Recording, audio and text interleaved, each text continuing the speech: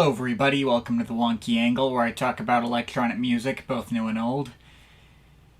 And this week, in particular tomorrow the 15th, marks the 10-year anniversary of me starting up this channel.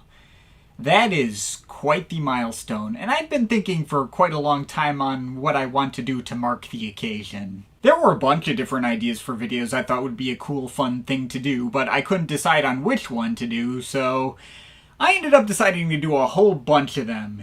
Yes, I'm not just doing one video for this anniversary, I'm doing a whole 5-day week of videos. That will include my usual CD collection update tomorrow for the anniversary itself, which, for the record, is probably the last one I'm going to do on a regular annual basis like I have before, since money and physical storage space have gotten too tight, unfortunately. But I'll also be starting up a new yearly tradition for anniversary videos to replace that. You'll get to see the first one of those on Wednesday, and there will obviously be 2 other extra videos after that. One random topic video like this one for Thursday, and a really big one for Friday to cap it all off. But before we get into all that, here's a video on a topic I felt would make for a fun, quick, one-off discussion. Having run a review channel for 10 years and keeping up with thousands of albums of electronic music, it's inevitable you run into projects that stick with you long term just because of one song on them. Those albums can still be good and have plenty of other good songs on them, but you just keep wanting to come back to that one over all the rest of them.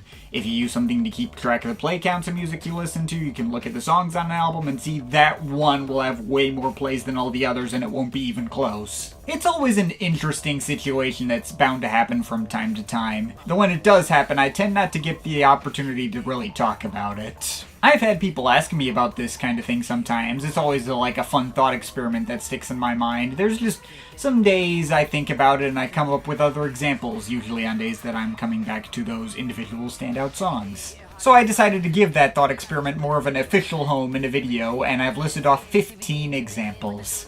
Not the roundest of numbers, but I came up with too many examples I wanted to include to cut off at around 10, and when I tried to extend it up to 20, I had a bunch that felt like stretches or maybe I didn't stand by as much on closer examination. For example, one of the examples I had thought of for a while was Born in the Echoes by the Chemical Brothers, which I've always felt was carried just by the song Go, but I've since realized that one's carried both by Go and Wide Open for me now, and not just the former of those two.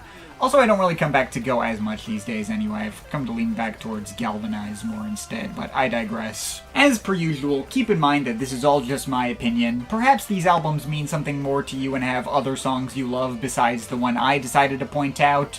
Perhaps some albums you may not even like the one song. And again, while some of these songs will be the only song worth hearing from their otherwise mediocre host albums, that is not the case for all 15. Sometimes albums that are enjoyable all the way through can still get completely overshadowed by one song. There will be examples of both situations on this list. These are also not ranked in any particular order, and obviously given the focus of this channel for the last 10 years, I'm focusing almost entirely on electronic music. I guess if you really want to bring up examples from other genres in the comments, then feel free to, I don't know. I'm waffling at this point, so let's just get into the list. This is 15 great songs that overshadow their albums. Starting off with, from Calvin Harris's Funk Wave Bounces Volume 1, Slide. Right, let's start this video out with a bunch of the most obvious picks. So, we can all pretty much agree on this being one of the biggest go-to poster boy examples of a song that completely overshadows the album it comes from, right? Calvin Harris came out with one of his best ever tracks in 2017, making an out-of-nowhere swerve for new disco that featured vocals from Frank Ocean and Migos, of all people, and somehow got all of it to work. Even if I wouldn't call it, like, the best new disco track ever or anything. We'll get to what might be at the end of this video. It's still a track that's near universally remembered fondly and that even most Calvin Harris detractors can agree upon as being pretty great. And when it came time to make an album around that track's success, Calvin Harris pretty much put together 9 shittier copies of Slide, none of which were even close to as good. If there's any point of contention that might come out of this, it's whether Funk Wave Bounces Volume 1 is a good album overshadowed by Slide, or a mediocre album overshadowed by Slide. I would personally argue the latter. He managed to make the formula feel so repetitive and shallow that it could make an album running on for 10 tracks adding up to less than 40 minutes somehow feel tedious and like it was dragging on too long. I also think it's fairly easy to argue that this one song directly overshadowed 2 albums, even if I'll continue to sit at my table of 1 for people arguing that Funkwave Bounces Volume 2 has more quality than the first volume. There's still nothing there that hits on the level of Slide, and what do you know, everyone else just views that one to be a disappointment. But I don't know, you can argue the finer details of Calvin Harris's catalog and what does or doesn't work for you. I don't think there's any controversy in Slide being the first easy example to highlight in this video of songs overshadowing their albums. Next up from Moby's Hotel, Lift Me Up. Plain talking, plain talk. Okay, next up, let's talk about Moby. After his album Play broke him out to the mainstream and became what is now, I believe, the best-selling electronic album of all time, and he decided to make that album a second time in a row with 18 to double down on its success, in my opinion, ending up with something even better than Play in the process. To follow up that project's diminished but still widespread success, he made his most overt push for mainstream radio yet with his 7th studio album, Hotel.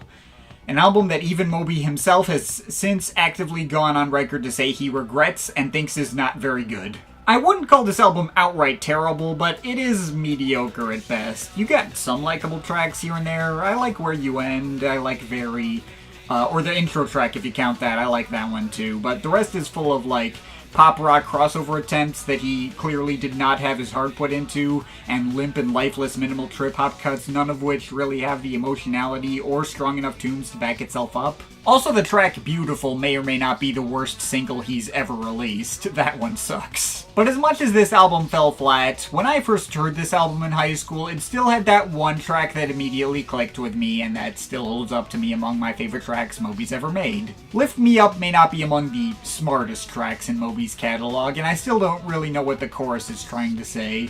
I think he just shoves in a made-up word there, and it makes it sound like he's calling to the Sky Bison from Avatar. But instrumentally, this track is absolutely freaking epic. It's got some good airy build-up with a tense bass line in the beginning, and paying off to this big explosive drop that has more propulsion and energy than like 90% of Moby's post-Animal Rights catalog. The appeal may be super straightforward and the track doesn't have that much to it, but the forcefulness speaks for itself and blew my mind as a teenager. I still think the song goes hard to this day and single-handedly prevents Hotel from being a total wash. True to the title, it really lifts me up when I need it to. Next up from Square Pusher's Damagan Furies, Store Eyeglass.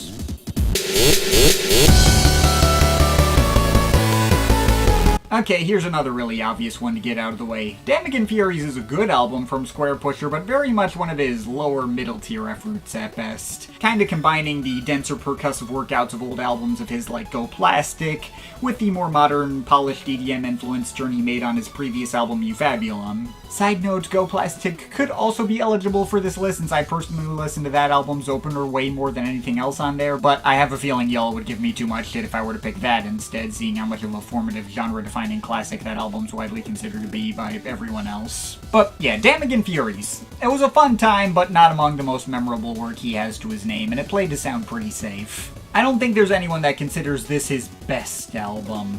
However, the vast majority of people pretty immediately latched onto the opener as the obvious highlight, breaking away from the album's otherwise dark and borderline industrial tone with a much brighter and sunnier and happier feel, and a lead melodic hook that sorta loosely interpolates The Cure's Just Like Heaven, but builds on all these other bright blaring synth solos that are just as catchy in their own right. I almost never listened to the album in full and probably haven't a single time since making my worst to best ranking on him, but Store Eyeglass is still excellent, and I don't think my feeling of this track entirely overshadowing the rest of the album is a controversial take either.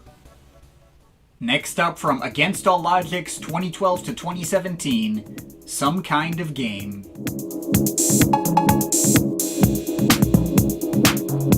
Nicholas Jar. Ever the artist I've always wanted to like more than I actually do. I generally like what I've heard from him, but he's so often brought up as like a favorite artist by various music writer and hipster types who've given him loads of critical acclaim.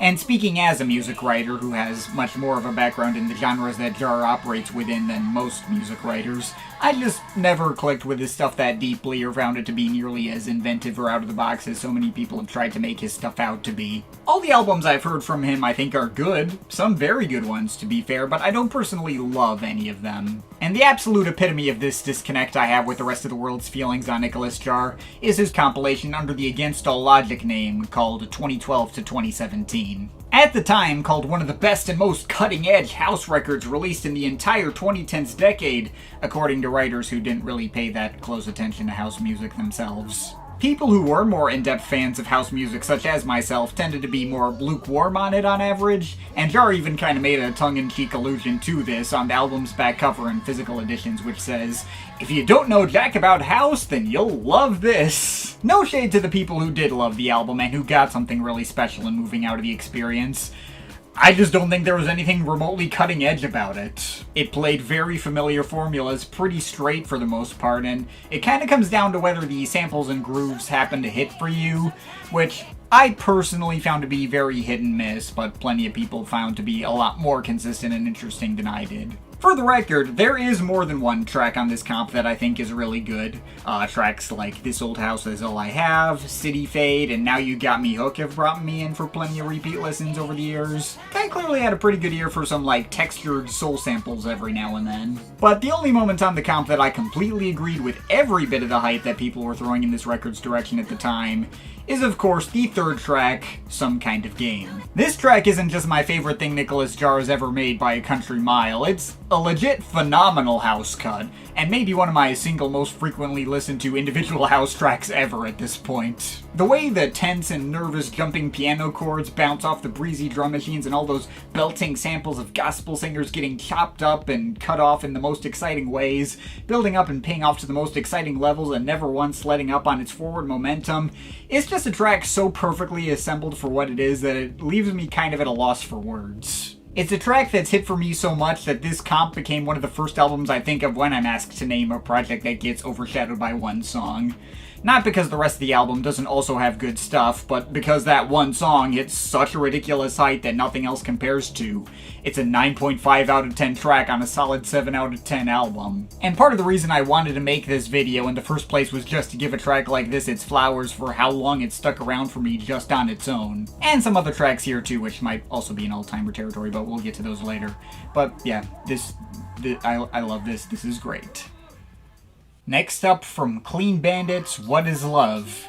Symphony. And now your song is on repeat, and I'm dancing on. Oh boy, this one always kinda depresses me a bit. For the younger people who don't remember these guys, Clean Bandit are an electro-pop outfit that broke out in the mid-2010s who combined elements of minimal house with classical music and often incorporated a full-string quartet. And when they first came onto the scene, I thought they were one of the most promising names in the mainstream, putting together fantastic dance pop tunes like Extraordinary, Dust Clears, Telephone Banking, Up Again, and of course their big hit, Rather Be. Their whole debut album, New Eyes from 2014, I thought was very solid, and certainly way better than what I was used to out of electronic outfits that charted on Billboard at the time. They showed quite a bit of creative ambition, as well as a great ear for hooks and an occasional goofy sense of humor. I was heavily anticipating whenever they would finally return for a sophomore album. I felt like they had the potential to deliver a real masterpiece. But when that album finally arrived in What Is Love from 2018, it showed them leaning all the way into the mainstream pop sides to their sound and doing away with the more creative elements that actually set their sound apart from the crowd. Most of that album is just very run-of-the-mill and mildly chill electro-pop with the occasional hint of tropical house since that was popular at the time. It became clear that getting on the pop charts had become more important to them than actually being interesting. And ironically, in shifting that focus, they never touched the mainstream pop charts in the same way again. I certainly stopped following them myself after the disappointment of that album, and they've now been reduced to hooking up with David Guetta and Tiesto of all people in limp attempts to get back on the charts. Listening to Clean Bandit really doesn't hit the same way it used to. Some of their tunes still hold up, but they've just become a reminder of the shittiness of the major label music industry that their potential ended up so thoroughly wasted. It's only felt more disappointing anytime I think back on it. However, thanks to a bunch of the singles released beforehand being included on that second album, it was prevented from being a total wash, including my personal favorite track to have ever come from the group, Symphony with Zara Larsson. This track may pretty much just stick to the exact formula they'd already set for themselves previously with no further twists. Super clean and polished minimal house with a somewhat anonymous female pop singer and some string sections to go alongside them. But the tune they actually delivered here has a real sense of stakes and gravity to it. A sense of desperation subtly expressed through the chord progressions and Larsson's performance that allowed it to hit on more of an emotional level than any other track they'd put out before or since, in my opinion. An odd sense of finality to it as well, as if this is some kind of tragic goodbye to a relationship having been cut short that Larsson doesn't sound ready to let go of yet. Which makes it even more annoying that they decided to make it the album opener instead of the closer, but whatever. And there's also some cruel irony in this track, feeling like the last time they really felt relevant and mattered to me, as if the desperate pleas to not let go are directed at their own audience who were starting to lose interest. But as sad as Clean Bandit's story turned out to be, at the very least this one song hasn't lost any of the power it had when I first heard it, and can bring back those old memories without as much of the more complicated feelings along with it, so yeah, still love it. Next up, from Gary Numan's Strange Charm, My Breathing. Next, let's move on to a significantly lesser-known pick. Gary Numan, the pioneering synth-pop legend best known for his hit song Cars and the connecting classic Pleasure Principle album, had quite the prolific career with lots of ups and downs, through a catalog over several decades and over 20 studio albums total if you include his stuff with Tubeway Army. Though, depending on who you ask, he may have had more downs than ups over the course of all that time. With the release of his album Warriors in 1983 and to a lesser extent I Assassin the year before that, his career started to fall into a serious slump that would last a full decade as he churned out album after album, attempting to follow the popular 80s electro-funk trends of the time and just resulting in flop after flop, running into some truly atrocious mastering jobs along the way. Listening to the guy's full back catalog when I made my video on his last solo album Intruder a few years ago, and sitting through 7 straight back-to-back albums of Low-Rent Jam and Lewis ripoffs, allowed me to understand how some people are able to find saxophone solos to be annoying and cheesy in a way that I had not understood before. I typically love sax solos, but he found a way to make them feel really stock and meaningless on some of those projects. However, that whole sellout era of Gary Numan wasn't completely bereft of quality. First of all, I seem to recall his 1984 album Berserker to being all around pretty solid for what it was, even if not his best on a production level. And then there's the odd case of his 1986 album Strange Charm. In a lot of ways, this album is another example of everything wrong with Newman's sellout era. Awful dated 80s electro-funk production with more stock sax solos and cheesy backup singers, with some of his worst mastering jobs ever, with the volume level even randomly unnaturally lowering in the middle of certain tracks and still clipping the audio in a way that did not feel intentional. Still, I would call this album one of his better projects in this era. Some of those songs do at least have semi-decent tunes if you like that 80s electro-funk style. Tracks like Unknown and Hostile, The Sleep Room, the title track, all fine enough for what they are. But more importantly, of course, it features by far the best track he'd made since his classic era, in its album opener, My Breathing. Unlike pretty much anything he released in this era, there's, actually an impressive sense of space and atmosphere created by all the synths.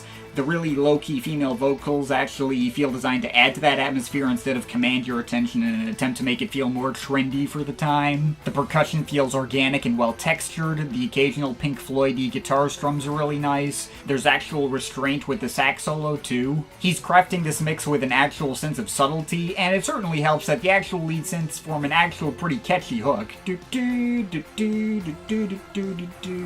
I don't think it would have been too huge a stretch for this track to fit alongside some of his actual classic material.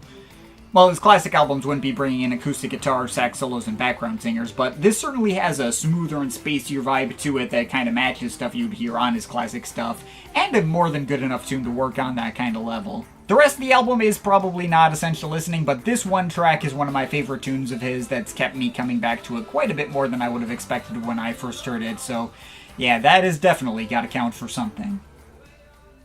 Next up from ATB's Next, Connected.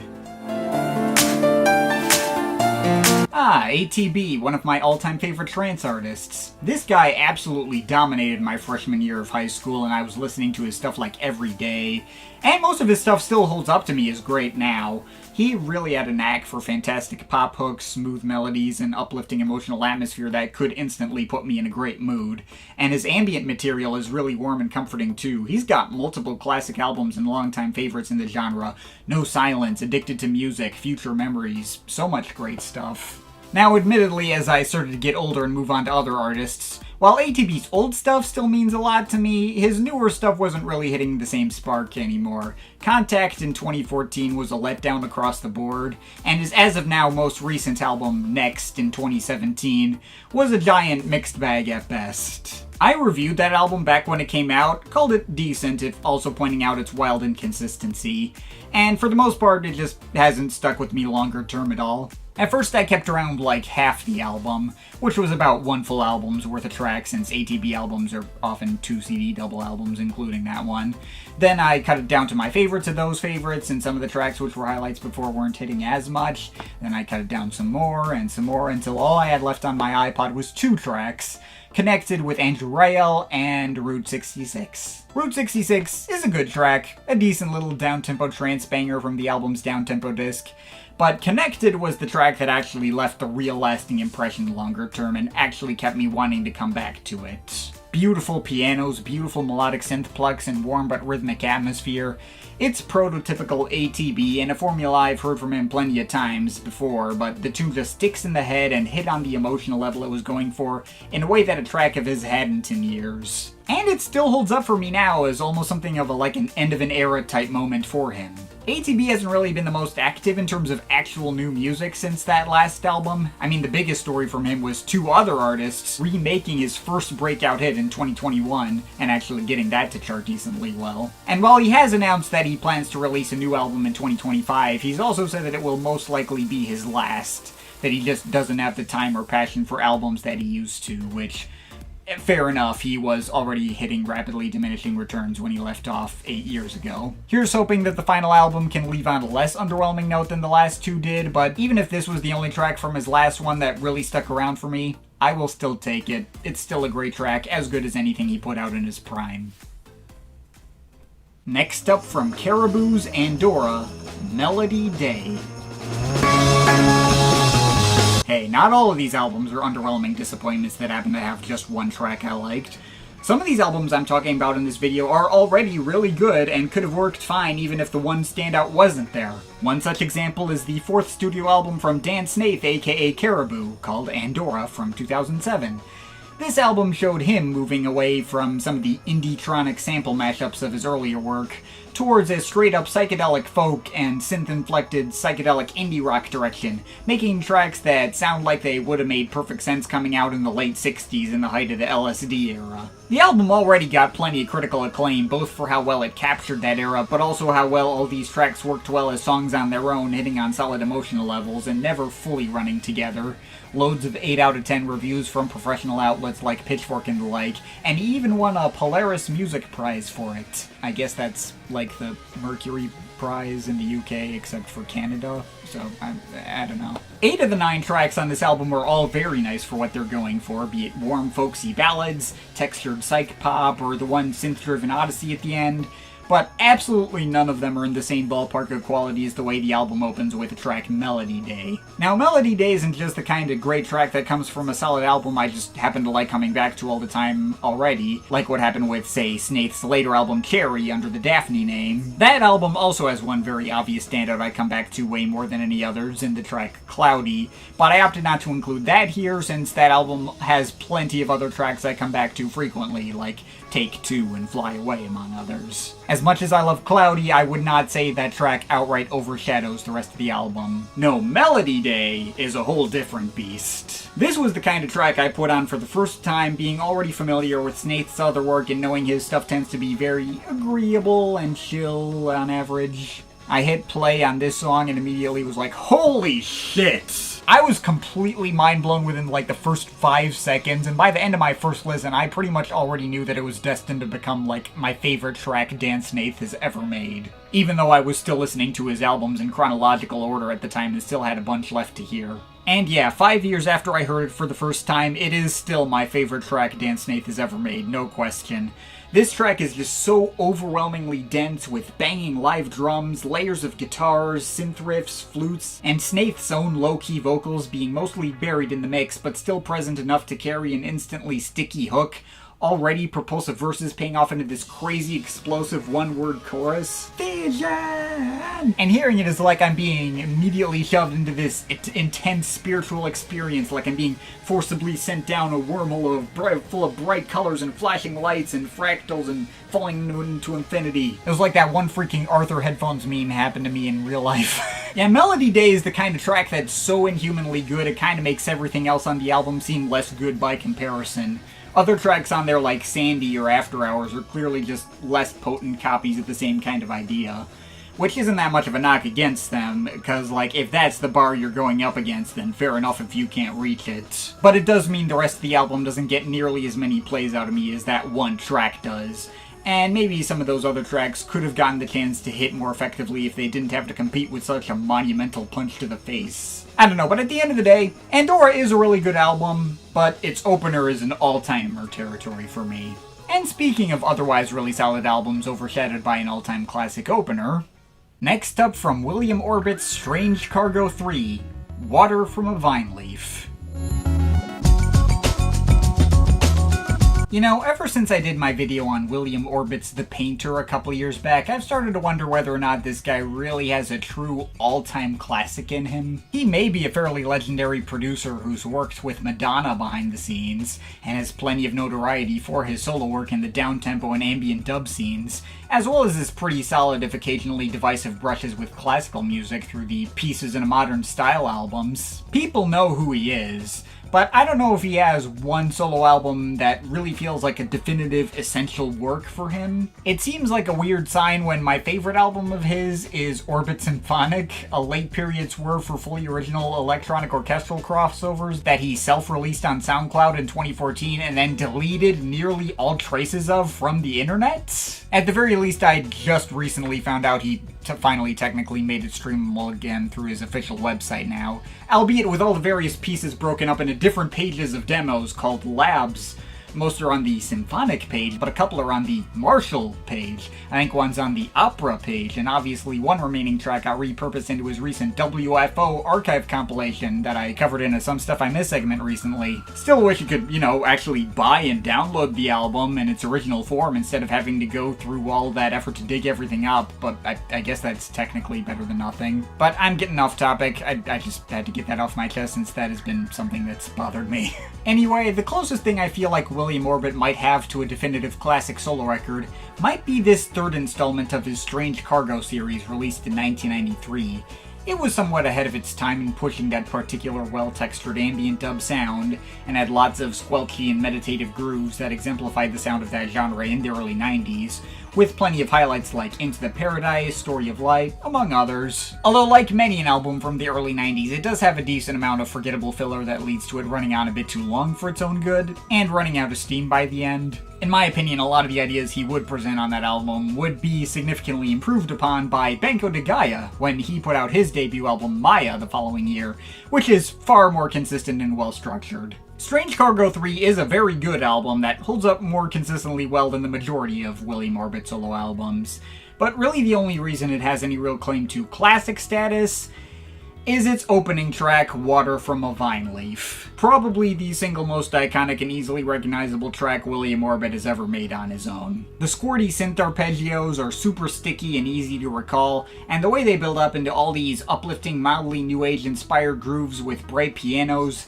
thick dubby breakbeats and bass lines, and of course lots of airy and atmospheric vocal contributions from Beth Orton to really send it over the top, adding up to a tune that both feels like it sticks to a sound Orbit could call his own, but also feels definitive for the popular sound of the down-tempo electronic scene of that time.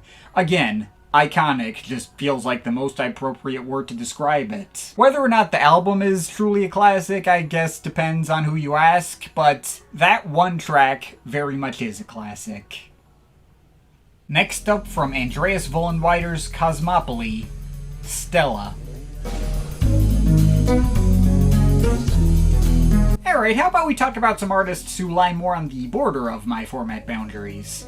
Andreas Vollenweider, new age artist and composer who combines jazz, modern classical, world music, and lots more. Long all-time favorite and major formative inspiration for my tastes going back as far as when I was in middle school. I have struggled whether or not I really consider him electronic, what with him rarely utilizing synths, unless you count his primary instruments of electrically modified harp, though I've pretty much just decided to include him in my format as if he counted anyway. I'll cover him more in depth someday just because I want to. But I digress. We're once again talking about an artist kind of out of their prime, putting out a late period album which is generally pretty good, although not touching the level of their actual classics. Vollenweider's peak is pretty firmly centered around his work throughout the 80s, and a couple in the 90s like Book of Roses and Kryptos. But Cosmopoly came out in 1999. Technically, I think he's only had 3 more solo albums since then. It's certainly not his worst album. I think it's better than either of the 2 albums where he decided to incorporate full-on English lyrics on most of the tracks, which turned out to be more distracting than anything. This, meanwhile, just happens to not be one of his more memorable efforts, I guess. It's got its share of moments, cuts where he takes some influence from Chinese and Celtic music, multiple collaborations with Bobby McFerrin of all people, and I remember liking tracks like Under One Moon and Chord d'Amour well enough. All of it is enjoyable for what it is, but I wouldn't put any of it among his best work ever. With, of course, the solitary exception of the second track and functional album opener, Stella, which isn't just the best track on the album by a long shot, but I think it was actually the first track I ever heard from Vollenweider. Well, maybe. It was either that or Pearls and Tears. I can't quite remember. I came across both of them by pure happenstance when I was a kid. I think, the wife of one of my dad's college friends was, into relaxation and meditation type stuff, and I was just, allowed to browse through their iTunes library once when I was over for a get-together with my dad's friends, and poof, I found one of the biggest long-term musical inspirations of my life that day. Stella has a fantastically dynamic but still super easily catchy and memorable tune, with a bit more of a bounce to it, mildly playful energy to it, but still primarily focused on feeling very warm and comforting and emotional through his usual electric harp combined with some light but breezy jazz drumming and various other melodic flares, including some woodwinds, a bit of sax in the background, a bit of strings, a bit of actual synths in there too. Really though, the melodies on this track are just so fantastically well crafted, both in the way they progress and the various tunes and hooks they do form and connect together, where they could easily carry the track on their own, even if those other textures weren't there to further elevate it. Easily sits among my top 10 favorite tracks he's ever made. Next up, from Depeche Mode's Speak and Spell, Just Can't Get Enough. Okay, look. I know this album is considered an all-time classic by loads of people and a defining record for the entire genre of synth pop in the early 80s, but am I wrong here? This isn't necessarily even a knock against the rest of the album. Well, it kind of is, at least if you're just asking me in particular. I've personally never been a huge fan of Speak and Spell. Dave Gahan and Martin Gore got so good at the whole, dramatic goth image through albums like Black Celebration and Music for the Masses, to the point where that feels way more definitive for the kind of act Depeche Mode really are. And then you look back on this album full of silly little pop songs all written by the guy who would go on to form Erasure later. Hearing songs like these delivered by a guy who would go on to sing songs like Stripped or Little 15 just comes off unnatural or even sarcastic, and I find it kind of obnoxious. I know I'm in the minority on that take, though loads of people love the whole album, and lots of artists have marked it as a direct influence on them. But you can hold up tracks like New Life or Photographic or whatever others here as your favorites. Let's be real though, only one track from this early era transcended that period so much that it's still a staple in their live concerts to this day and became a defining song of the entire 80s decade as a whole. Turns out you can get the tonal disconnect of Dave Gahan singing Vince Clarke songs to work anyway if you just happen to have one of the most iconic silly love songs ever written. Those melodies are way too well crafted and sticky to be denied, and it's the one time on the album where Gahan sounds the most sincere and straightforward in his delivery too. Having personally seen them play this song live and watching just how much fun Gahan visibly has performing it really raised it up in my mind even further. The album as a whole is something I kind of just tend to respect from a distance for its place in history than I actively enjoy. It was kind of ahead of its time, being like really early synth pop and stuff, but Just Can't Get Enough is a song that's been given so much power in the culture that it can just like come up in regular conversations between non-music nerds talking about the 80s in passing. Pretty much just on the power of a good tune and a catchy synth line alone. Like it or not, I don't think anyone can argue this song is an all-timer. Next up from Bibio's Bib 10, Rain and Shine. Yes, Bibio, Warp Records' resident folk artist who sometimes does electronic stuff, or instrumental hip-hop, or funk, or rock, or R&B, or ambient, and modern classical, or pretty much any other genre, whatever. 2022 saw him putting out his 10th studio album, fittingly called Bib 10, and I remember thinking the album was pretty solid, very front-loaded, but had its share of catchy folk tunes like Off Goes the Light, or Prince-inspired R&B tunes like Potion or SOL. There were 2 other tracks besides the obvious one that I decided to keep around longer term, in the nice warm and fuzzy instrumental Charat, and the cheery and breezy Cinnamon Cinematic.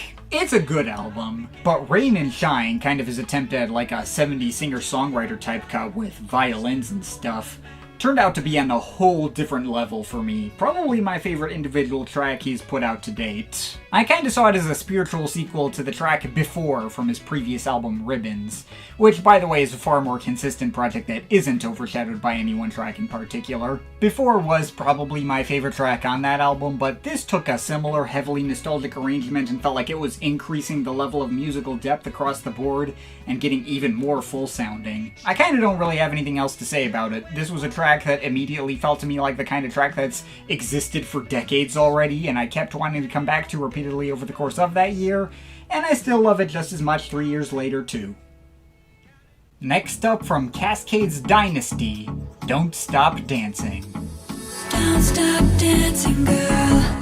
Oh my god, what a bizarre case Dynasty by Cascade is. This is his 6th studio album from 2010, and his first after really finding some major success thanks to having worked closely with some random dude called Deadmau5 or whatever, both on his last album, Strobe Light Seduction, and one of that other guy's albums or something in 2008, through some song you may have heard appearing on both albums called I Remember. Suddenly, Cascade was really becoming a name people recognized in the greater EDM scene, and he followed that success up with this, an album that was also a success among the EDM scene, and had some singles on it that stuck around for quite a long time. Although, I definitely view it to be one of his weaker albums. Maybe not his weakest album. Also, for the record, it's been years since I've heard the album in its full entirety, so I don't actually remember it that well. But back when I was at the height of my Cascade fandom in my late high school days, I remember thinking most of the album was decent enough, but forgettable, except for one pretty good song, one absolutely terrible song, and one absolutely incredible song. The latter 2 of which I've since come to feel are the #1 worst and #1 best individual tracks Cascade ever made over his entire career, both together on the same album, which is crazy. The pretty good song is Don't Wait. I've always liked the mix of guitars and disco strings on that one, and the tune is solid. That could have been a solid highlight on any of his other albums, and I did keep it around longer term. The terrible song, and what I feel to be Cascade's worst song ever, is Fire in Your New Shoes. Pretty much imagine a song pulled out of Tiesto's Kaleidoscope, except the lyrics are about how cool you are because you bought some hot, fashionable new shoes, ready-made for placements in, like, Nike commercials and stuff. Absolute fucking puke. It wouldn't be the worst track if it were on Kaleidoscope, but it would be fucking up there. At least equally as bad as, like, Escape Me. And I feel like my hatred for both kind of created, like, a feedback loop with each other. They're the exact same shit of trying to have this rebellious punk attitude while also doing the most obnoxious commercial sellout shit ever. I'm getting off track. I don't want to dwell on this too much because at the end of the day, the track that really overshadows Dynasty and that I'm always going to remember the album for is not Fire in Your New Shoes, it's Don't Stop Dancing. Don't Stop Dancing, on the surface, is a really blatant attempt by Cascade to just, like, recreate the success of I Remember. Really similar instrumental, made out of all the same synth tones, and even bringing in Haley Gibby on lead vocals again.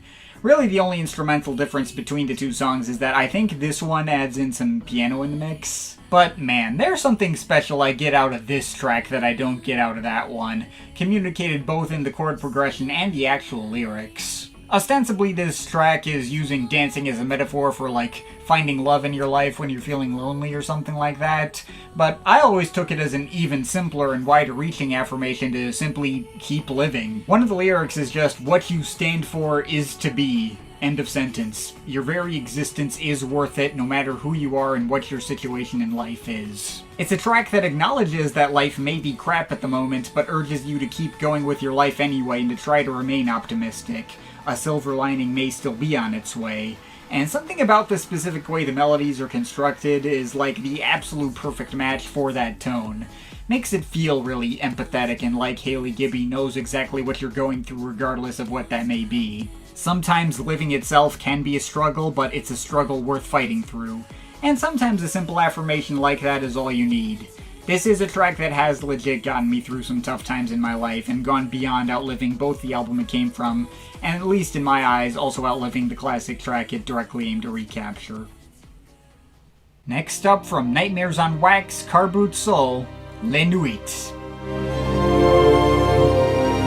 Right, Nightmares on Wax. I've barely even thought about this guy over the past couple of years. After this guy had like a weird, embarrassing anti-vax phase around the height of COVID, which he did mostly back down from, and soon after delivered a very dry disappointment of an album in 2021's Shout Out to Freedom, I hadn't really felt compelled to listen to his stuff much at all since then, save for maybe Feelin' Good every now and then. But he was once one of my favorite artists in all of electronic music. I still own all of his first 8 albums on CD over there. I put him on all the time when I wasn't in a great mood and needed something comforting to lift me out of it. Maybe I can come back to him a bit more now that we no longer have a global pandemic looming over us, and his social media feed looks much more reasonable from what I scrolled through his past year on Twitter, which he still clearly uses regularly. I'll take that as a good sign, especially given what Twitter has become lately, and I might be interested in that next 10th album he's hinted at, but we'll see how that goes, I guess. Anyway, Car Boot Soul, the guy's 3rd album from 1999, considered one of his biggest classics. He's been pushing all these big deluxe reissues and new live performances for it lately. I think the album's quite solid, but I wouldn't call it one of my biggest favorites from him. It's a nice, chill selection of instrumental hip-hop beats, although they're not among the most flavorful he's put together.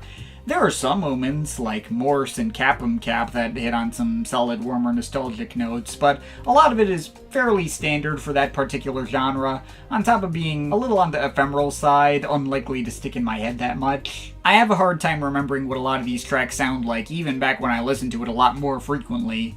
I'd call it one of his more, like, middle-tier efforts, and it never came near Smoker's Delight quality for me. With, of course, the exception of the album opener, which is phenomenal. An interesting thing to note about the first 3 Nightmares on Wax albums is that they all technically start with the exact same song. Literally. A Word of Science started with a track called Night's Interlude, which built itself around this really nice old-school string loop. Smoker's Delight opened with a new version of that track called Night's Introlude, that was a much more full-sounding and dynamic synth-back take on the same composition. And finally, Car Boot Soul took Night's Introlude a step further and remade it from the ground up, bringing in a full live string section to play the part that the synths used to play, making that same track feel even more textured and organic than it already was before, and just taking everything to the next level. All 3 versions are each worth hearing in their own right for their own reasons, but Les Nuits feels like the final evolution of these ideas brought out to their fullest potential. If the first version on A Word of Science felt like an old, low-quality lost tape of a film noir, this version feels like the widescreen epic that somehow captures the same vibe but immerses you in it on so much deeper of a level. I'm not entirely sure if it's my favorite Nightmares on Wax track ever. I mean, Hey Ego, So Here We Are, and I Am You are right up there too, but this is easy top 5 for him at least, and probably top 3. I may not absolutely love the whole album as much as many others seem to, but man, if that opener doesn't still totally get to me. And finally, from St. Pepsi's hit Vibes, Better. But let's finish this video with one of the biggest reasons the idea for this video kept sticking in my mind, and an album that I probably wouldn't have a better opportunity to talk about and highlight than in this context. So, Hit Vibes, the 2013 debut album from St. Pepsi. This is considered a pioneering release for a very specific scene and subgenre called future funk. It was a spin-off of the then-ongoing vaporwave scene, and similarly all about the aesthetics and very simplistic sample manipulations. But instead of stretching out and slowing down 80s elevator music to make musical liminal spaces, future funk was using the same methods to basically make straightforward French house and new disco, fairly blatantly inspired by Daft Punk's Discovery. The subgenre is a bit of a mixed bag, to say the least. A lot of the stuff that came out of this scene is so basic and mindless as to make Discovery look like a hyper-complex and cerebralism by comparison. Although there is a lot of quality here too. Artists like Macross 8299 and Desired had their share of solid stuff back in the day, and there's obviously the much more recent rise of DJ Sabrina the Teenage DJ, all of whom have their own more internet brain takes on these particular kinds of sounds that you obviously wouldn't get out of Daft Punk or the other OGs of French house. Saint Pepsi, aka Ryan DeRobertis, was definitely one of the most popular names to come out of that scene too, though primarily just for this one album considered to be the scene's big forerunner. He had other albums which are also pretty popular. I vaguely remember liking his album Empire Building, but way back when I heard that, although it's been almost a decade since I last heard it, so I don't remember that well. Although this is by far the work of his with the most notoriety and the project everyone remembers him for. Now, I think this album is very solid, one of the best albums I will be highlighting in this video, in fact. The mixes of vaporwave and big energetic disco bangers was pretty unique for the time and led to all sorts of grooving cuts, including the super thick and satisfying 80s funk throwback of Cherry Pepsi, the addicting sample chops and bass lines of Skylar Spence, or the slower but no less flashy Strawberry Lemonade with all its retro horn sections and bubbly keyboards. But the album also has plenty of just alright filler moments, especially the moments on the slower vaporwavey side like Together or Miss You, or some of the interludes like, well, Interlude. It's definitely not an album that remains exciting through its full running time, at least for me. I've always understood exactly why people hold this in all-timer territory, even if I cannot hold it up that high myself. But obviously, if you're disappointed that I don't love the full album, you can hopefully rest easy knowing that I think the third track on this album, Better, is quite possibly the best new disco track ever made. If you listen to it in the context of the full album, you'll notice like this massive jump in instrumental detail, especially right after Have Faith, which is basically the exact same track except less interesting. The choice and sample here are so much lusher with all these punchy horn sections and string flourishes. The bass line is absolutely killer, and the emotion created by all of it is just absolutely magical in a way that I can't really do justice trying to put it into words. I've seen this album described by someone as what it feels like to fall in love for the first time, and while that's maybe a bit cliche and I can't really confirm it as an aromantic person, I do know that hearing this track for the first time, as well as most other times I put it on, got some sparks to fly in my mind that I can't imagine probably would be comparable to what a straight person experiences in that situation. At once nostalgic, but also feeling like you're entering some kind of new chapter in your life, which is almost kind of odd to say about a regular old disco throwback.